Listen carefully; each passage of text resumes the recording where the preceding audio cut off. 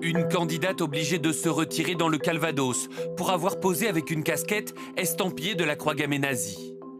Une autre en Mayenne, estimant ne pas être raciste car ses médecins sont juifs et musulmans. À 4 jours du second tour, le profil de certains candidats investis par le Rassemblement national interpelle. Dans la Sarthe, voici une des seules images que nous avons de Céline de Cossé-Brissac, candidate du parti d'extrême droite dans la première circonscription.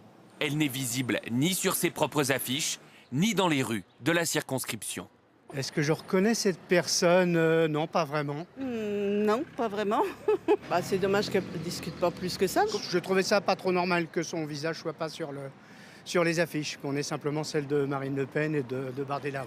Une absence de notoriété qui ne l'a pas empêché d'arriver en tête au premier tour et donc de se qualifier pour le second. Dans le Jura, Thierry Mosca lui aussi sera en compétition dimanche. Pourtant, il est sous curatelle, ce qui est motif d'inéligibilité, mais le RN a choisi de le maintenir. Il a fallu attendre la fin de certaines discussions, de certains conseils aussi, parce que je ne suis pas un dinosaure de la politique. C'est désormais à un juge de se prononcer, mais seulement après le second tour. Une situation que dénonce son adversaire.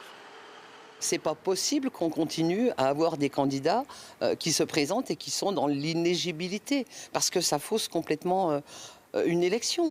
Face à la multiplication de ces candidatures problématiques, le parti tente de se défendre. Certains, ils vous disent pas s'ils ont eu un casier, pas de casier, alors qu'on leur demande. Et s'ils ont menti, eh bien, ils seront écartés. Des candidats RN qui, pour certains, refusent même de se confronter à leurs adversaires. Au moins une vingtaine a refusé ou annulé des participations à des débats.